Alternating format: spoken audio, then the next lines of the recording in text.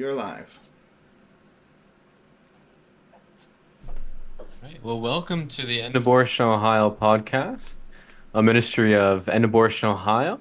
I'm Nicholas Callis, the executive director of EAO, and I'm here with Austin Beigel, the president of End Abortion Ohio, as well as Dr. Nathan Nobis, professor of philosophy at Morehouse College. This is a special episode for two reasons. First, this is our first time where we are live streaming the podcast. So, a very warm welcome to those who are tuning in and who will be tuning in the future. Secondly, we do have a special guest that I just introduced, Dr. Nathan Nobis.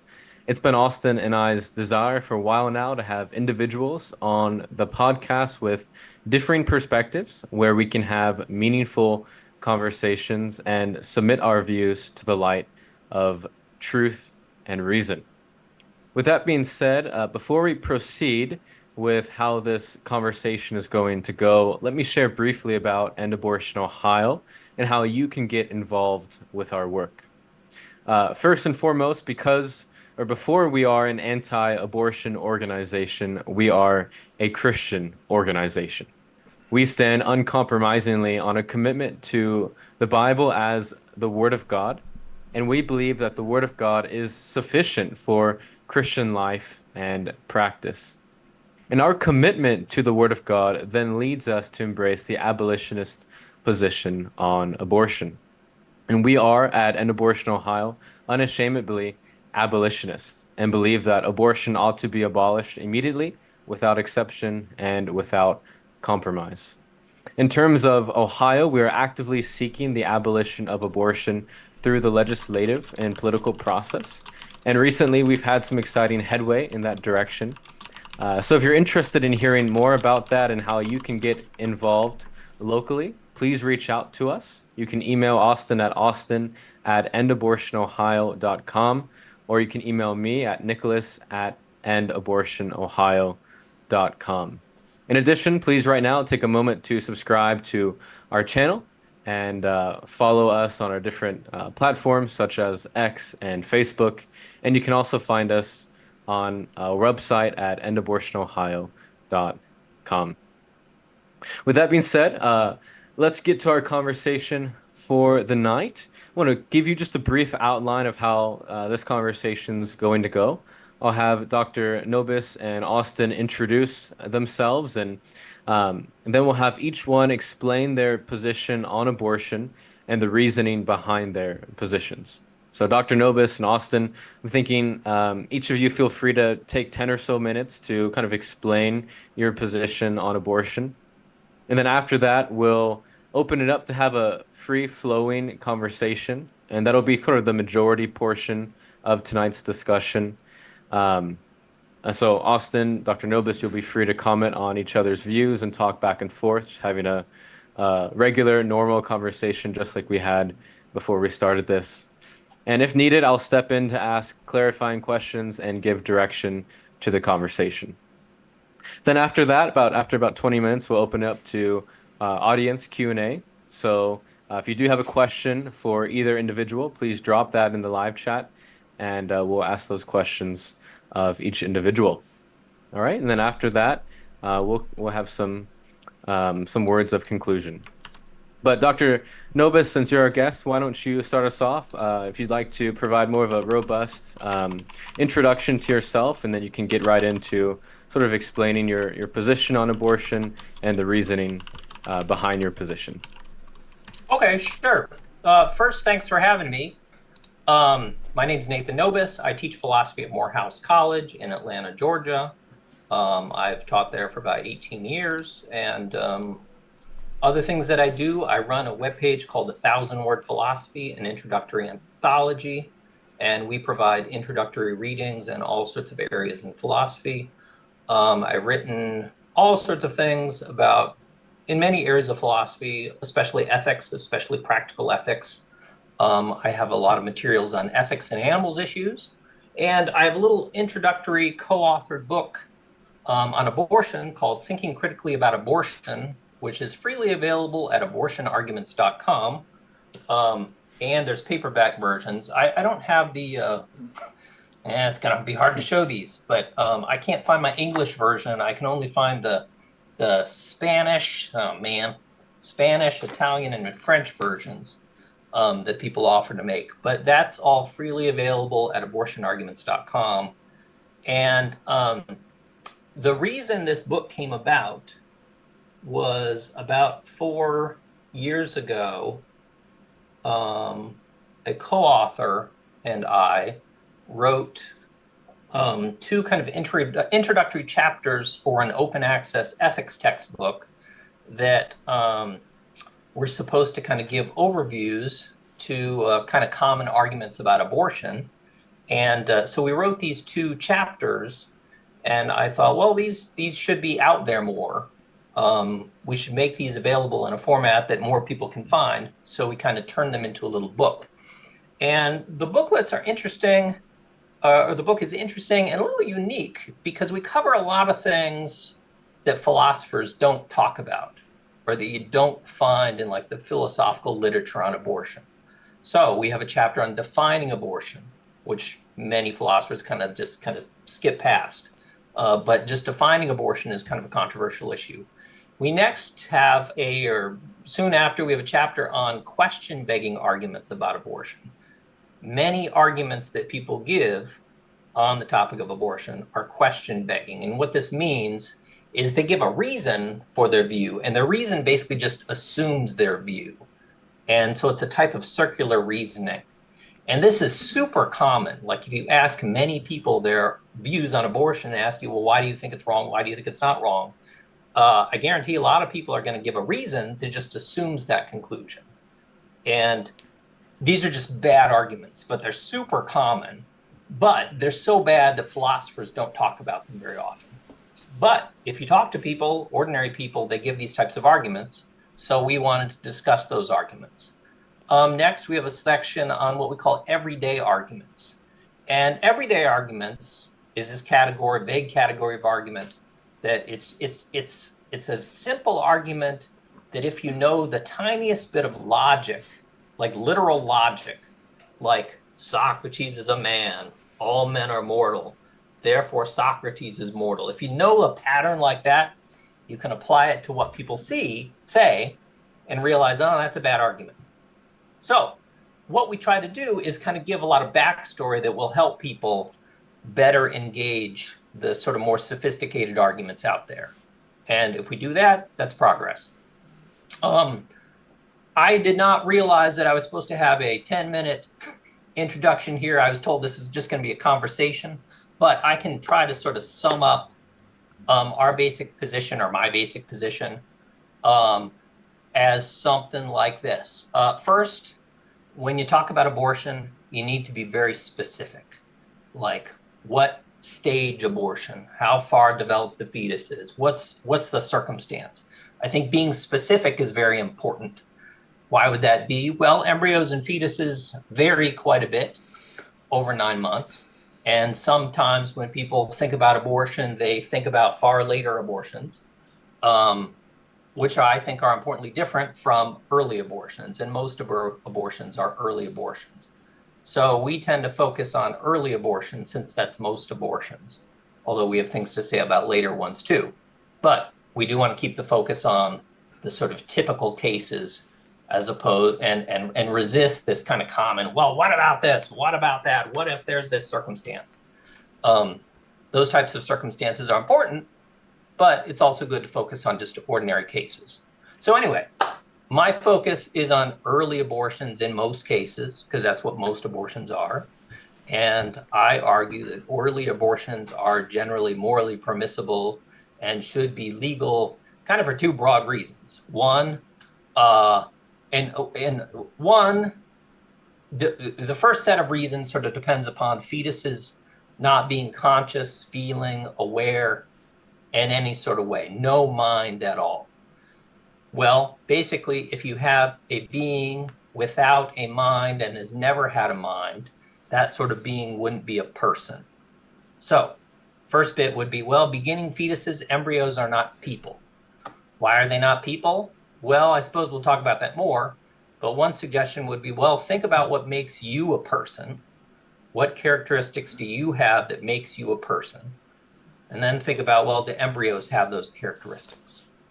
And I think if you do that, you might come to a view that acknowledges persons as a type of sort of minded being, conscious beings, conscious, aware beings. I'm not saying self-aware, I'm not saying self-conscious, just minded beings in various ways. And at least embryos and beginning fetuses aren't like that. So, first general point would be like embryos and beginning fetuses are not persons. They also can't be harmed. Why would that be? Well, you have to think about what harm is. And harm is basically making someone worse off compared to how they were.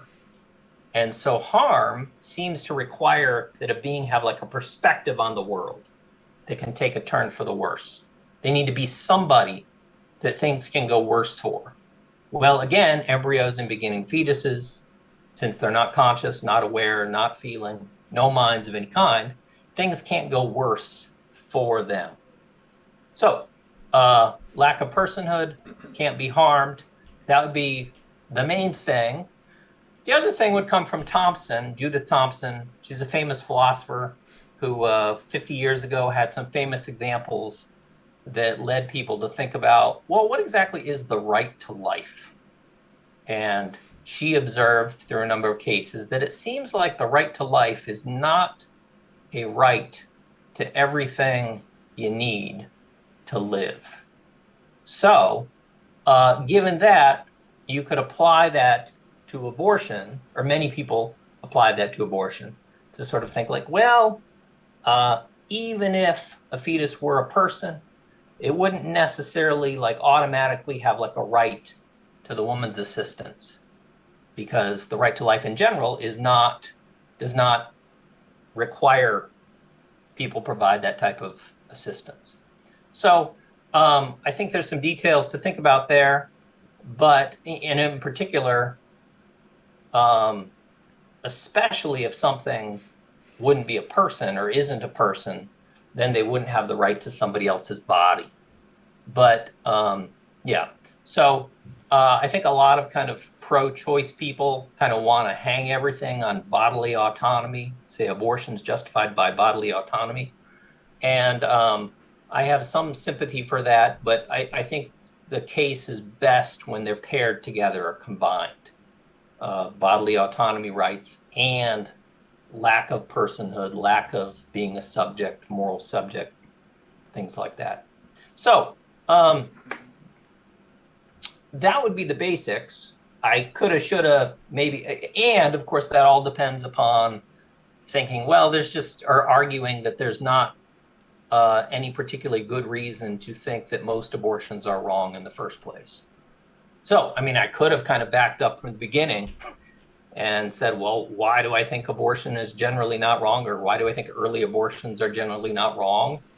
Well, because there's no sort of particularly good reason to believe that they are wrong. Then you kind of look at well, they are wrong because blah, blah, blah, and find faults in those various arguments. So I should have mentioned that earlier, but I wasn't told that I was needed to prepare this. But yeah, so off the top of my head, why do I think sort of most abortions are wrong, or not wrong, sorry. Basically because A, there's kind of no good reason to think that they are wrong. And B, well, they're not persons, not conscious beings, can't be harmed. And especially since they're like that, they couldn't have a right to somebody else's body. So that's one way to present sort of a basic case off the top of my head. And then, of course, there's all sorts of details to pursue and all sorts of what about this, what about that? So I assume we will get to that soon enough. Yeah. And you are on mute. And I'm on mute. Thank you. Thank you, Dr. Nobis. You stated your position very well. Gave us 3 reasons why you think abortion is generally not morally wrong and should be legal. And you did it all in 10 minutes. So that's great. So Austin, we'll kick it over to you now. Yeah. I don't have anything fancy prepared either, so I'd like to move to the conversational aspect quicker than we can. So, really, my position is pretty basic. It's that God has existed eternally in three persons: the Father, the Son, and the Holy Spirit. And at some point outside of time, He desired to create Earth and the universe we know. And on that Earth, He created animals and other beings. He has created angels and other beings. Physical realm, He desired to create human beings. And those human beings that He created were made in His image. They were unique in their likeness. This is the theological concept of imago Dei, being made in the image of God. And so when we look at what we are as humans, I find it, my identity is in what God made me, something of worth. Not because of any characteristic I possess as a human organism necessarily, but because of how He tied a soul to us and gave us a likeness in His image that makes us unique from the animal world, things that they don't possess and that He doesn't value in the same way. He doesn't bestow upon animals the same type of value that He bestows upon human beings, His creations. And so God, in His character, His law has been revealed for all time to all things. For humans, it is written on our hearts. I believe in that every human being knows God. And when I say that, people say, which God are you talking about? And I say, the one you know. They all know the God, their creator. I believe He gives us all this general revelation of His existence, as Romans 1 identifies. And I believe that to some He gives special revelation, the goodness of the gospel message. And in that process, our hearts are regenerated. And so I find this to be the basis of our knowledge and understanding of His law. He states very plainly in His law and in His holy word, the Bible, that abortion is murder. I think Dr. Nobis and I will probably agree on the definition of abortion, the intentional killing of a human being in the womb. And we can maybe go into some of those definitions later if needed. Though Scripture and God's law teaches us a very important concept, a difference between innocence and guilt. When we see thou shalt not kill, we understand that as murder. It presumes a guiltiness, a blood guiltiness on that. And that is what God is speaking against there. There is justified ways to do killing. God has commanded people to do it many times. He still does through His law, through the proper channels and the proper means of the civil authorities. Though with abortion, He commands us not to do it. In fact, He commands us to make murder illegal for all people involved in that process. No one should get an exemption from that law. And so we see a very simple command that we should not murder. And in Scripture, it's demonstrated repeatedly that we are human beings from conception, and human beings are made in the image of God and are therefore valuable. So there is no justified reason ever to have an abortion, and all abortions should be illegal. And this is quite a basic position here. I find it, not surprising that our societies have devolved to this state due to the influx of sin on the world, and people's hearts are set towards anger and malice and hatred towards one another, as it has been since sin entered the world through Adam. We have seen this repeatedly in ancient times, this process of child sacrifice, of people either doing it directly to benefit, or what they consider to benefit false gods, or people even just doing it flippantly out of their own self-authority, their self-proclamations of them being God and them being the arbiters of what is right and wrong for them, when God has already spoken what is right and wrong for them. So I find that to be the main distinction here is, I'm interested to see, Dr. Nobis, how you would respond to this type of positioning that is so grounded in Scripture, in Christianity and the Christian faith. I know you have a section on that in your book as well. But yeah, Nathan or Nicholas, if you want to start guiding topics, and we'll get to the conversational part. Sure. Well, thank you. Sure. Can I first ask? So, just to sort of better understand your position, when you say all abortion should be illegal, I'm sure people frequently ask, "What about if it's necessary to save the woman's life? What about that?" What do you say about that? Yeah, so I when I say abortion, I'm talking about elective, intentional killing of human beings. I do hold to the Dublin Declaration of Maternal Health, which explains how these common modern day abortion procedures are never medically necessary to save the life of the mother, and that in these cases you can deliver the baby without destroying them intentionally. You can foresee, yes, we don't have technology to probably sustain their life if it's very, very early on, first 3-4 months. It's near impossible to save those lives at this point with technology. I hope that improves one day, and we can in medical emergencies and triage situations. When you start to talk about, the most common one people bring up is the ectopic pregnancies, the implantation in the fallopian tubes, perhaps, and you can look at procedures of like salpingotomies and salpingectomies, and we don't classify those as abortions. This is a triage situation of possible imminent death of both people, so we are not intending to go in and intentionally destroy a human being through an abortion procedure, though in some cases, very rare, but in some cases there can be a necessity to remove the baby from the mother, or the mother will surely die.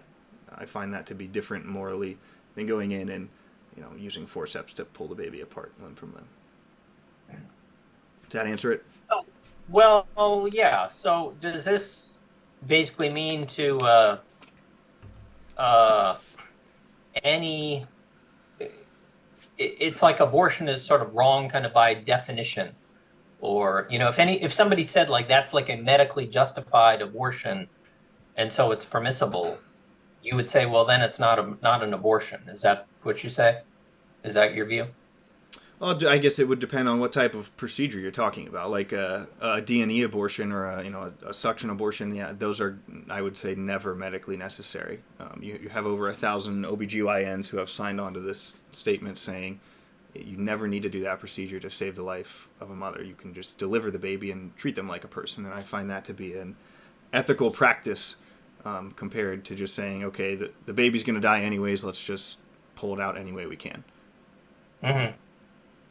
Yeah, my point is just, or my question is just, there are some people who are going to want to say, well, there are abortions that are wrong, and then there are some abortions that are morally permissible.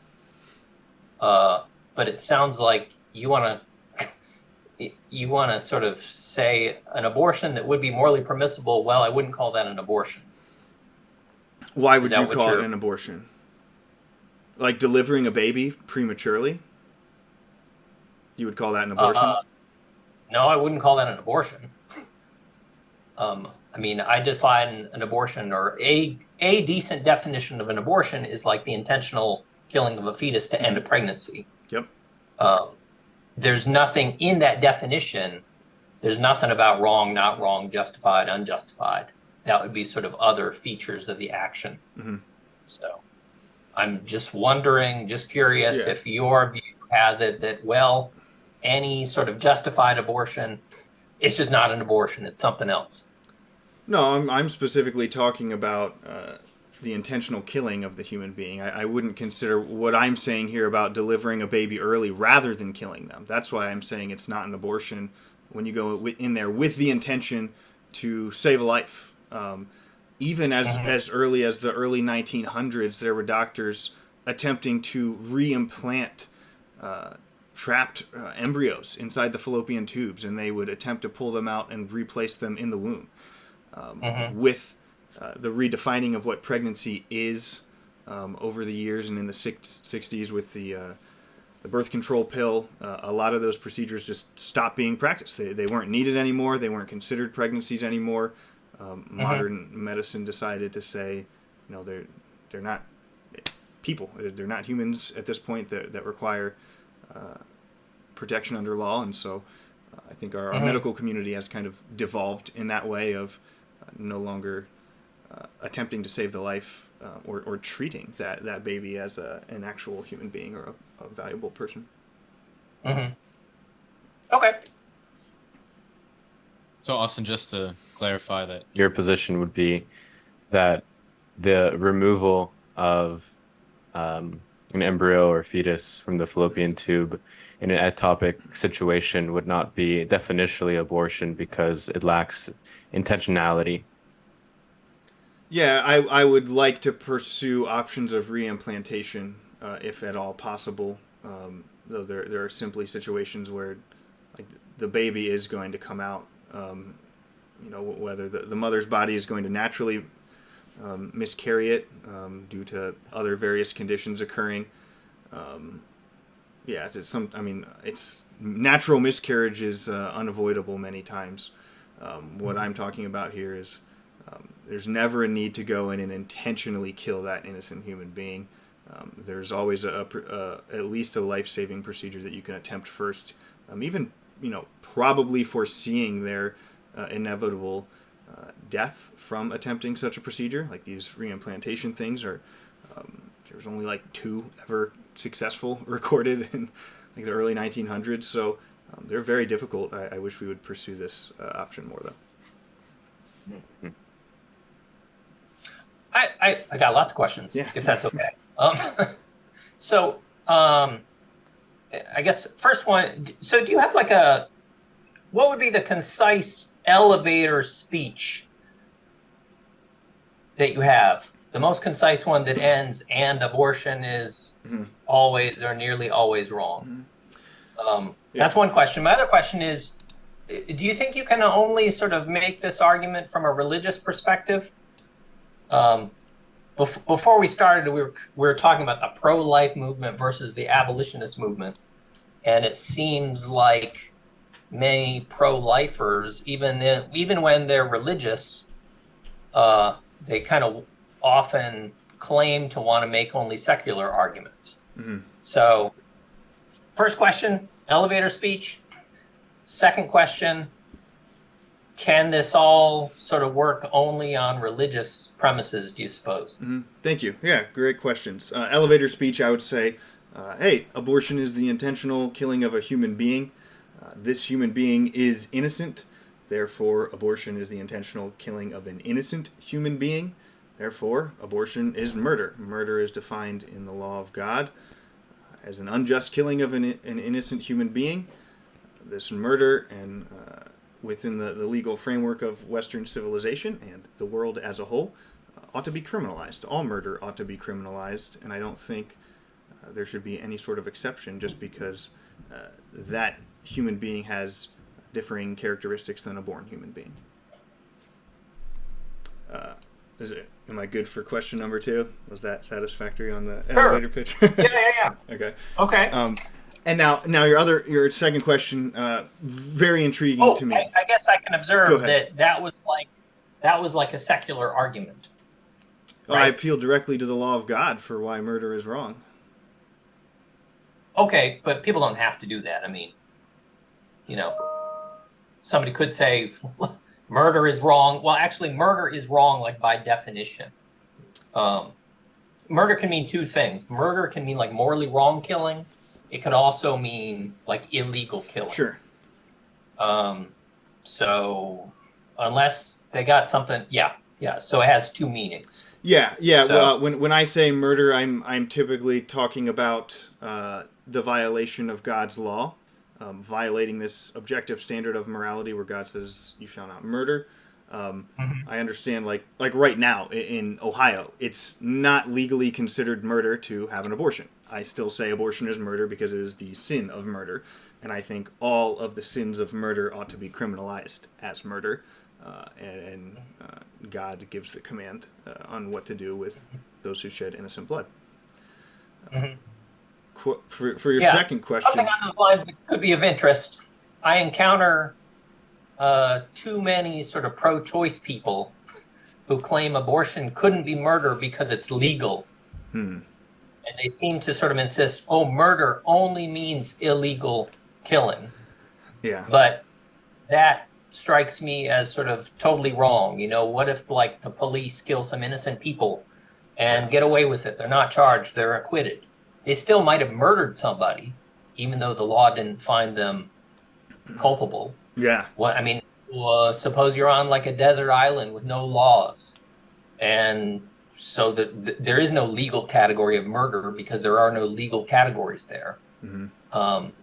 If somebody sneaks up behind you and kills you, I think they have murdered you, even though they haven't broken any sort of laws on the books.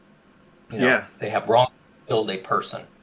Yeah, absolutely. I mean, I understand and accept that distinction that on Earth, practically, people do not always align with God's definition, and they disobey Him when they don't criminalize it. On to actually to give you an equally bad pro-life argument I hear as well. When people say, like, you know, abortion should be illegal because the baby you abort might be the one who cures cancer. I mean, I find that to be pretty horrific, and I've heard, like, state legislators say this before they're going in to have a meeting. These are, like, supposed to be the people representing the issue, and it's plagued with really, really bad and argumentation that is contradicting what their own position would presumably be. So I think that type of bad argumentation exists on both sides. I was pretty intrigued by your... Oh, go ahead. Yeah, if you have to have cured cancer or else off with your head, I'm not going to be around a whole lot longer. I don't think. I'm out. Yeah. Well, there's lots of bad arguments out here. On both sides. Why would that be? Yeah, why would that be? I think there's lots of explanations. Oftentimes people's feelings go up and their ability to think goes down. I think a very important thing is that people tend to learn about controversial issues sort of from within their bubble. And so they kind of only hear things from people who agree with them. And so people can kind of whip up talking points that sound good to the people who agree with that point of view, but and they don't bother, like, checking in with outsiders to sort of get their perspective on that. So kind of like a groupthink phenomena is common about all sorts of issues. Yeah, absolutely. And and related, people want to fit in. They want to fit in with their buddies. Yeah. And so people often kind of just say things so they fit in with their buddies. And saying things to fit in with your buddies doesn't really require understanding issues in deep ways. It's, you're just saying stuff that your buddies want to hear and will pat you on the back on for. So yeah, absolutely. To get to your second question, though, that one really intrigues me. You asked, am I able to present this without the religious tilt or perspective behind it? But Dr. Nobis, I would ask you the same thing. Can you present your position without a religious tilt? Because what I understand, when you say religion like that, I just see it as, what is your worldview? What is your ultimate authority? You're going to get it from somewhere. Either I am the arbiter of truth from my perspective, or I understand something else to be my ultimate authority. And so for me, who says, I am a Christian, I love God, I know God, I love Him, I believe in Him, I seek to emulate His word, there's no deviation I can make from that argumentation.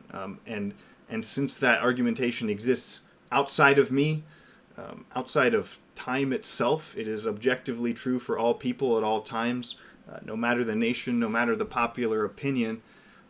This moral law, this objective truth and objective morality exists about what abortion is, and God hates it.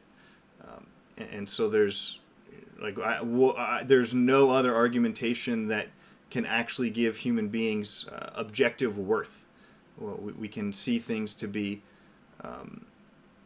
you can communally value people or human beings to a higher or lesser degree and arbitrarily assign worth. But worth itself must come from somewhere. And the worth bestowed on us that makes us distinct from a tree or a worm is that concept of imago Dei, being made in God's image. So I would love for you to be able to address that. How do you present your position without appealing to some sort of higher authority? Well, I guess, have you ever taken an ethics class? Yeah. Okay. I'm very familiar with like Peter Singer and Practical Ethics, and I read all the Judah Starks Thompson stuff as well on abortion, but this question remains. Okay. All right. So, you're a person, you have value. Same with you, Nicholas. What are the various answers out there for sort of why you have value? Let's turn this into a quiz. Mm-hmm. Do you know, you didn't study for the quiz, you didn't tell me about this 10-minute speech, so I can turn the tables on you. Let me just ask you this. Do you know why utilitarians say you're valuable? Because I would benefit the multitude? Sort of, maybe, but you're one of the multitude too. So utilitarians or consequentialists are going to say what is valuable is positive experiences in life. You being happy. In general, happiness is good, unhappiness is bad. So what makes you valuable? Well, the fact that you're sort of capable of having positive experiences in particular. There's something to that. What would Kant say? You know what Kant's answer is for why you're valuable? Send it. Okay. Kant thinks that you and we are valuable because we are rational beings. Mm-hmm. Rational beings have a perspective on the world. We have preferences. We can make choices. And since we can kind of make decisions about our own lives, he thought that gave us a type of value. I think, therefore I am. Aristotle had all sorts of answers for why we're valuable. There's all sorts of theories out there, all sorts of explanations for why we have value. And most of them don't really appeal to sort of any kind of religion or religious concepts. And there is an answer out there that it sounds like you might accept, something like, you are valuable because... no, you didn't say these words, but you could sort of think you are valuable like because God says so, or because God thinks you're valuable, or because God has a certain sort of attitude towards you. You mentioned like the image of God. Mm-hmm. We could sort of wonder what that is. But let me just run with you're valuable because God sees you as valuable. A couple thousand years ago, Socrates was talking with this guy Euthyphro, who they were talking about something different, but we can adapt it here. They were thinking about wrong actions. Let's suppose they were thinking about wrong actions. And Socrates basically asked, well, what makes this action wrong? Why would it be wrong to do this? And Euthyphro said something like, well, God would disapprove of it. Well, Socrates asked, okay, suppose God would disapprove of doing that. Why would God disapprove of that? What would make God disapprove of that? Either God would disapprove of that because it's wrong, or God's like attitudes toward it would make it wrong. And people have thought, well, if it's God's attitudes towards something that makes something wrong, then like anything could be wrong. So a better response is thinking, well, God would like respond to your value and like declare, observe that you're valuable, not like create value in you. So it kind of sounded like you were sort of wondering, like, well, how could anybody sort of think anything's wrong or not wrong apart from religious assumptions? Well, I And would say I think you are making a religious assumptions right now. what? I think you are making religious assumptions right now with the worldview you're supplying. I find it to be essentially the religion of secular humanism that puts our own mind and our own reasoning as God. It attempts to supplant God as the arbiter of these things. And so I find what you present to me is just, I'm just telling you, like, through my worldview, when I hear you speak, I'm hearing you talk about your religion. I don't believe in this myth of neutrality and that there are like religions and non-religions. I use the phrase as like, it's not whether you will serve God. It's like, which God will you serve? Will you put yourself as God? Will you identify some other false God that people have identified before, or will you identify God as God? So I find there only to be religious worldviews out there. And you can attempt to say, like, yeah, I really only believe in the material realm and the physical realm of these things and deny the spiritual realm. But I find that also to be a religious perspective. You are putting yourself as the role of God there. So if I could address some of the philosophical concepts you presented earlier, which of those would you say you most align with? I tend to think of myself as kind of a hybrid Kantian utilitarian. Okay. So So you do find some worth in the happiness argumentation? well, yeah, sure. Okay. What do you do with people who get happiness from rape? Well, that's where you can combine these sorts of things. You could sort of think happiness that's produced by violating people's rights, that like doesn't have positive value. That's actually has negative value. So Negative if in you are what using, sense? uh Like if one person's getting, why isn't it right for the rapist but then wrong for the other person? Because it's making him happy. well, no, the assaulter person is, let me appeal to Kant. Mhm. The person doing the assault is seeing the other person, treating the other person as a mere thing.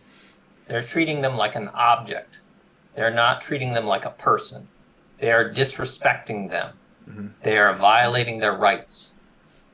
So the proposal is, if you are violating somebody's rights, the fact that you are made happy by doing that doesn't sort of justify your action or make it okay, because you're violating their rights. Okay. When you say like justify though, what are you appealing to? Like you are presenting this like there is an objective moral standard. Like what is that in your worldview and position? Well, it would be a complicated thing, but let's just think about simple, vivid examples. Suppose somebody is like a school shooter. Do you think being a school shooter is wrong? Yeah. Big time. Okay, good. Could we make a long list of reasons why being a school shooter is wrong? I only need one. Thou shalt not murder. Well, okay, but can more things be said? They can. Yeah, sure. Okay, like what? Oh, people can say whatever they want. They can say Buddha said it's wrong.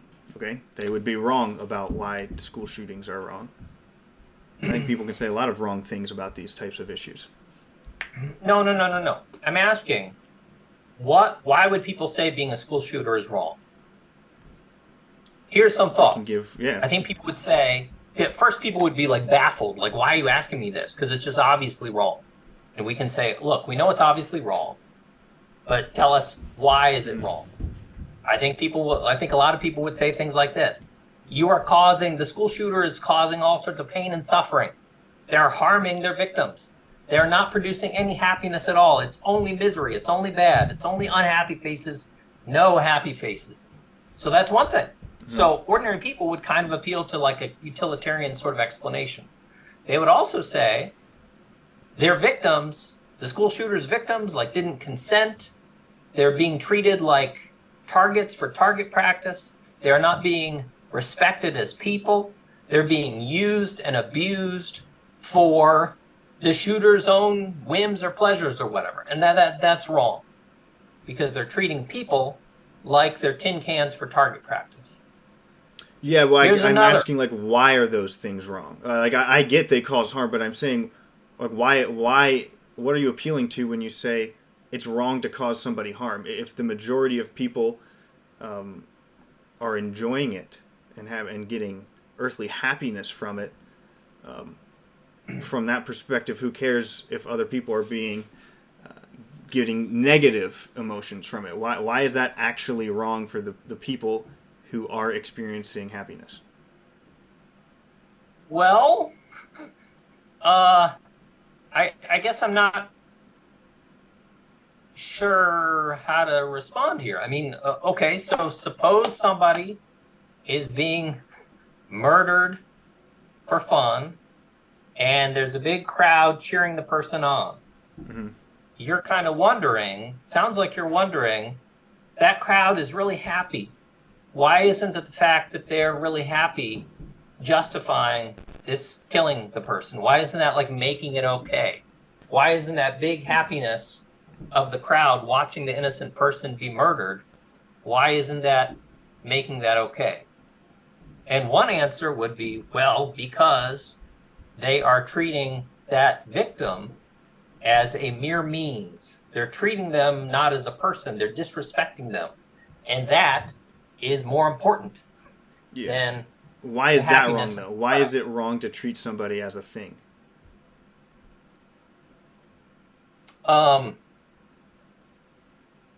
Because people have preferences on the world, preferences for the world, preferences for themselves. People can make choices, autonomous choices. Not respecting that is treating them not as a person. Says Kant. Yeah. Now the buck is going to have to stop somewhere, I suppose. Yeah, I know. I'm asking, like, when I say why is it wrong, people can have preferences, but that doesn't explain why it's wrong. Like, yes, I acknowledge people have preferences, but I'm asking, like, why is it wrong to violate somebody's preferences? Why is it wrong to treat them as not a person? I acknowledge that is what's happening in these scenarios we're going through, but why is that actually wrong for that person? Well, I guess I can say this. I mean, the buck has got to stop somewhere. And you could ask this sort of why question about like any answer. You know, suppose somebody says, well, this is wrong because God disapproves of it. Or this is wrong because God says it's wrong. Yeah. Well, why is it wrong to do what God says you're not supposed to do? I guess somebody could say, because God says so. Well, why does God say so? I mean, we could go with this for a while. I mean, I would say it's a little deeper than just because God says so. I say it's a complete violation of his character and his nature. It's the antithesis of his own characteristics. He is perfectly good, and that which is the opposite of him is evil, and that's where I derive good and evil from. So I get, like that's where the buck stops for me. Things that violate the character of God, but where does it stop for you? Like, what is your buck stopper? Let's make it kind of concrete. Sure. Do you think being a school shooter would be contrary to God's character, wishes, essence, so on and so forth? Yes. Why? Because that would necessitate murder, and God does not unjustly kill. Okay. But why would that be murder? Let me give you a different answer that somebody could give.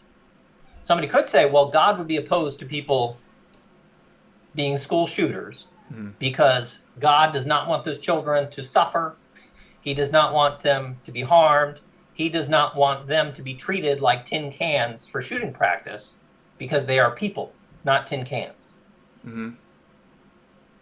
So 4 people who would go with that, we're like agreeing. Like there are facts about people Mm-hmm. that make them wrong to treat in various ways. Yeah, And but some of those when facts, people take that position, they're just borrowing from the worldview I'm saying right now. They're just assuming human worth without actually justifying a reason for it. I mean, it's kind of like the thing you were saying earlier about like, hey, let me just agree with my buddies. Most people around me say school shootings are wrong, so let me just jump in and also say it's wrong because people are valuable. And that's also what most people are saying. Like I'm like curious, where does the buck stop with you on like when you personally, like you, Dr. Nobis, like when you say something is wrong, I don't understand what you're appealing to when you make that declaration. I get, yeah, it's dehumanizing, and you will say it's wrong, but what is wrong to you? What is it actually violating? like I said, I would be kind of a combined utilitarian Kantian. Okay. So I don't have like a single view. So generally, actions are wrong. I mean, if you're treating somebody as a mere means, Mm-hmm. that would be a big no-no. That would be a very problem. You're treating somebody like a thing. Mm-hmm. But of course, happiness and unhappiness produced would be relevant too. Okay. Just to be respectful of your time, sir, Yeah. let's jump to audience questions here for the end. Thank you. That was a good discussion so far. I just don't want to go over your time. Yeah. I guess I didn't know we would wind up talking about sort of foundational issues about like if you say abortion's wrong, well, what do you mean by wrong? Well, that's what it gets to. I mean, like when the position is so simplistic like this, when I say abortion is wrong because it's murder in the eyes of God, and He tells us to criminalize it. I mean, where else is that conversation going to go? I mean, it has to go to worldviews of why someone might say no, God is wrong. But put that way, that's just like a circle. I mean, you're saying like abortion, killing fetuses is wrong, and why is that? Well, because God says abortion, killing fetuses is murder, which means wrongful killing. So it's like you're just saying like abortion is wrongful killing because God says it's wrongful killing. Well, like always, the ultimate authority of reasoning is going to end up being circular in nature. Like your most foundational axioms are going to be circular, and it's not a logical fallacy to have circular reasoning at all times. If you're going to use it in a fallacious way, yeah, your whole argument falls apart. But these type of ultimate truths, like inherently, they must be circular. Especially when I say we are deriving all knowledge from the mind of God, like everything you and I know right now, it's only being shared to us from the mind of God, who is all-knowing, and we are not. Sorry, I want to make sure we get to audience questions, though, for the last couple minutes. Do you have anything lined up? There's 2 questions that I think will kind of Keep us on this this current conversation you guys have been having, which I think has been really helpful to get at sort of the foundational issues. So, Dr. Nobis, as you've described, why certain things would be wrong. You've mentioned that they don't; these horrific things don't treat the person as a person, and then you also talked about people's rights and how these horrific things can violate somebody's rights. And so somebody asked, where do rights come from? And I think that was probably a question more so directed at you. So can you get in sort of to your idea of what do you mean when you say human rights, and what are they grounded in specifically?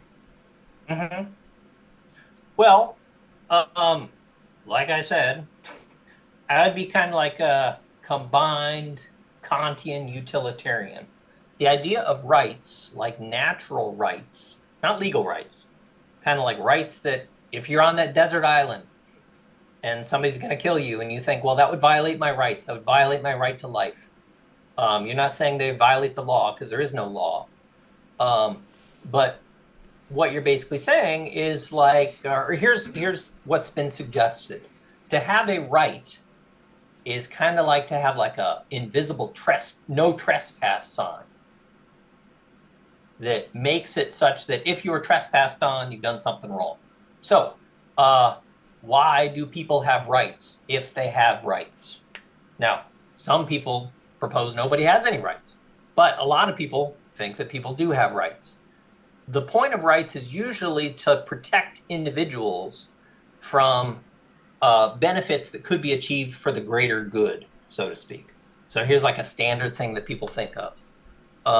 What if you need to get like a physical to play sports, and you're in like a clinic getting the physical, and the clinic is next to a hospital, and there's some celebrities desperately in need of organs, or else they're going to die really soon. And they notice, oh, looks like your organs would fit. I know what we could do. We could kill this person in secret and take their organs to save the celebrities. Now, suppose that were done. Do you think something wrong has happened?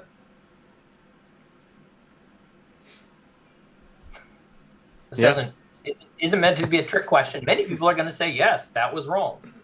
Why would that be?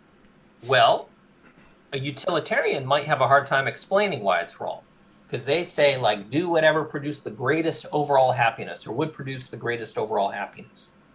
And maybe saving those celebrities would produce more happiness. Other people, most people, are going to say, no, that would be wrong, because that's like treating me as like an organ bank, or treating me a person like I'm like an organ factory to produce organs for these other people, and I'm not. So it's like you're abusing me, you're taking advantage of me, you are violating my rights. You're treating me like a mere means. Now, why? Well, let me just put it this way. Kant proposed that people have rights that would make it wrong to treat them as mere means, treat them not as people because they're rational beings. Others, and again, like rational beings have preferences, goals, desires, wants.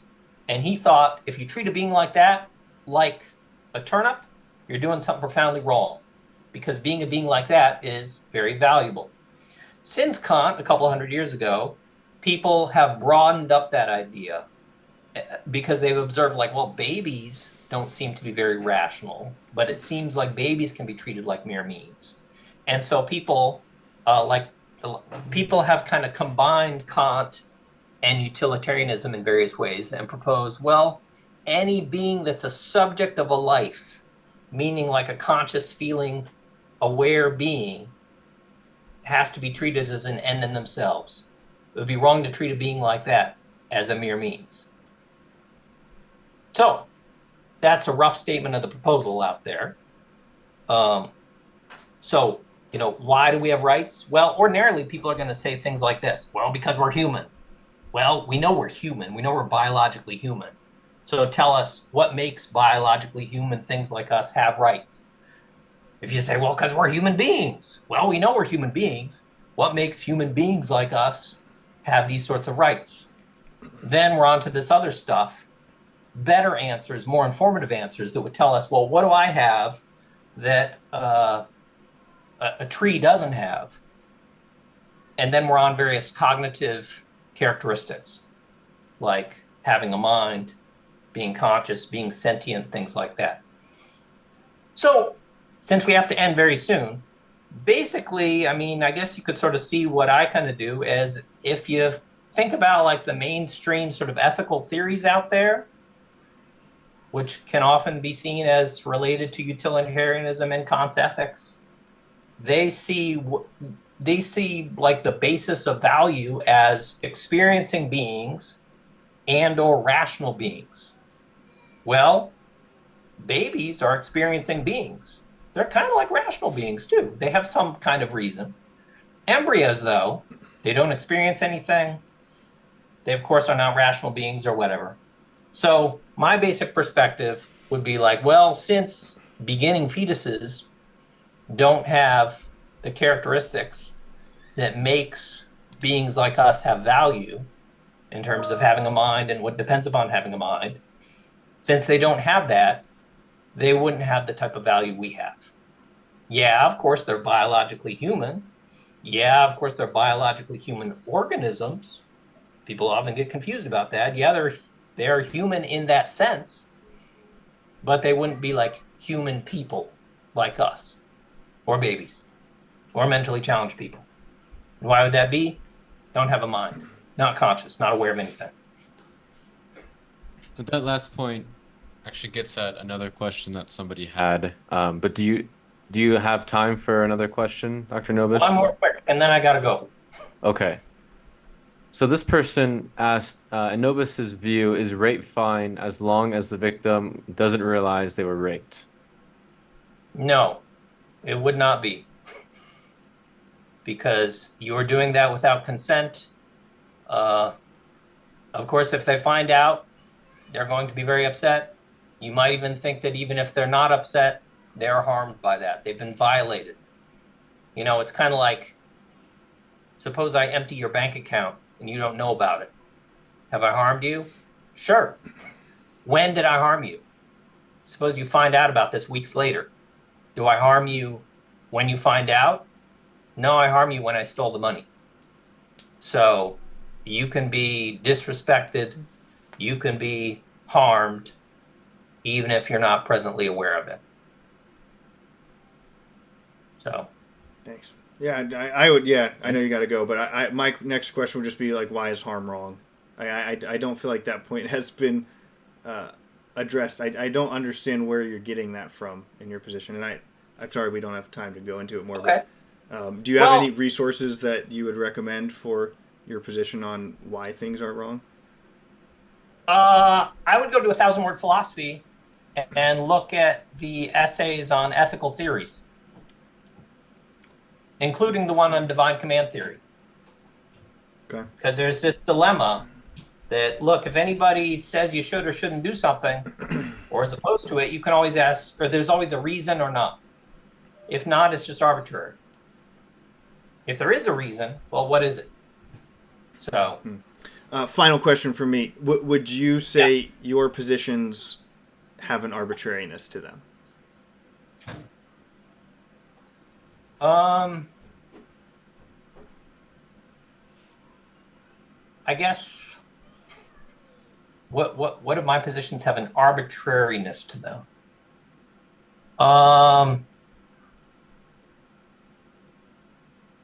I think I'm not really sure.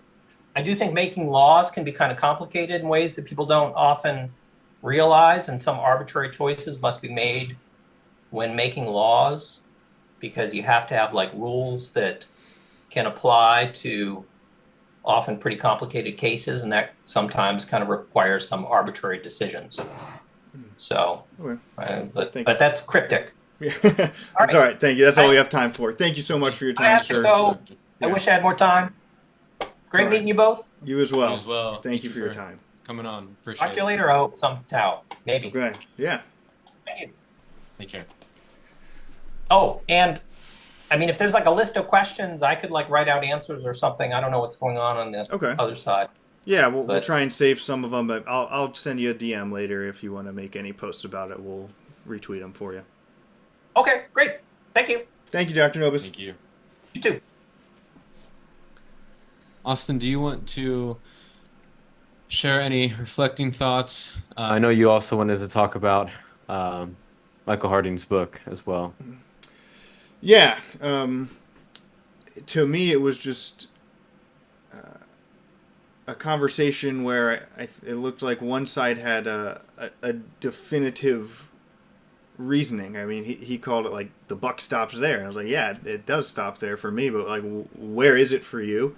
I mean, like, you can say I'm utilitarian and Kant-esque in my beliefs, but that's not a standard. Like, those philosophies are just as made up as whatever we can supply. So if we had more time, I would probably push a little bit further into, you know, I've heard some pro-choice people say consistently, like, yeah, from my worldview, the Holocaust isn't wrong. It's just a different set of actions that I don't like. And I think what I don't like should be the standard. I mean, that's essentially all you're left with. these definitive statements of wrong, they're just borrowed language from the Christian worldview. A lot of the stuff he was saying there, like, was Christian positions. Like, when you're saying Right. it's wrong to treat a person like a thing, it's wrong to violate their consent. Yeah, I agree. These are all of the Christian positions that have existed eternally in God's nature and in his mind, which prescribes truth upon our entire reality. So I think that's often the mistake that people who come from the secular humanistic worldview make is Satan is very devious, and he'll feed you some truths and let you latch onto them and just like attribute them to nothingness. You know, that final question I asked about it, the arbitrariness, it didn't seem like there was an immediate response to that, because I like consistently, yes, it is arbitrary what he's saying. I would find the logically consistent position to be just say, yeah, it's entirely arbitrary, and that's what I like. Like, I mean, that's what that position is at the end of the day. And again, you can point all day long to philosophers and various thinking systems that say certain things, but that's not an actual reason. Like that's no different than me just saying I like chocolate ice cream or vanilla ice cream. There's 1,000 different philosophers who have come up with all these systems to avoid God because they want to pursue sin instead of loving God. So that's kind of what I was seeing there at the end. I wish we had more time. There'd be a lot more questions I would love to ask Dr. Nobis and pick his brain about some of his philosophical conclusions. I do find them always fascinating to hear people from that worldview. You know, especially when he asked me the question of like, can you give your argument without religious perspective? I'm very astonished when I hear people who have studied these topics continually ask that question. It's fascinating how they have such a gap in their mind that they think like having no ultimate authority is this like elevated, unique position that's just entirely non-religious. Like it's this new category of thinking and this like elevated. I mean, it's like a God complex. Is what it is. It's just this wild belief that I can be completely outside of a worldview, and as long as I only look at the material and science and reasoning, you know, where's that reasoning coming from? Where are these logical truths coming from? You know, why can't yes be no? Like these are things that. Why do you trust the reason? Yeah, yeah, and they're Why do you trust the science? Trusting it implicitly without having a basis of it. So, yeah, I'm very appreciative for his time, though. Yeah. I'll just say this: it was very interesting, especially in the latter half of the conversation. How many times Dr. Nobis used the words value and rights, right? And the word, even the words wrong and right, and so, you know, all of those terms, they're borrowed from the Christian worldview, and they only have real concrete meaning if they're anchored to an objective reality in a transcendent in a transcendent origin, right? And so I think even the fact that he was using those words reveals that he intuitively knows those things are wrong, and they're not just wrong because of some utilitarian argument or because people are rational beings, but they're wrong because there's something unique and special about humanity that is not just located in our rational capacities, but ultimately in the Imago Dei, which in part expresses itself, right, in our ability to reason and to think. So even his usage of those terms was, I think, religious in nature, or an expression of his worldview. Yeah, I agree. I just found it to be a bit inconsistent with the connections he was making. Like you said, he was saying a lot of true things. I don't think he could justify why they were true, or he would miscredit where that truth came from. Yeah. Well, we'll wrap up here. Really appreciative to Dr. Nobis and his time and being willing to jump onto an end abortion podcast to talk about these topics. Right here we have new copy of, this is the hardcover edition of The Christian Response to Abortion. This is by Michael Harding. He was formerly a pastor here in Ohio before replanting to in Florida to be a member at a church, and then now out in Oklahoma. But he has written a wonderful book here. It's one of my absolute favorite books on abolition and how to view abortion as a Christian. So we're going to do a giveaway for this hardcover signed copy here. So we're going to do a giveaway on our Twitter channel, and we'll be posting about that soon.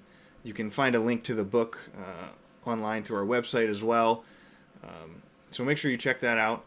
Really good resource on getting into some of these arguments, especially from looking at a church history perspective as well. You know, this examines what the early church was saying about abortion too.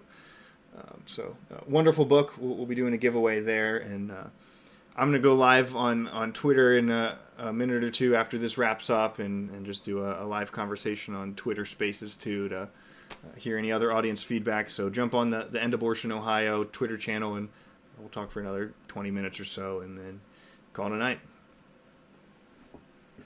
All right, thank you all. If you like this, please share it. Make sure that you spread this podcast to your friends, to those who are on the fence, to those maybe still in the pro-life camp and need to hear a biblical argument for the protection of preborn individuals.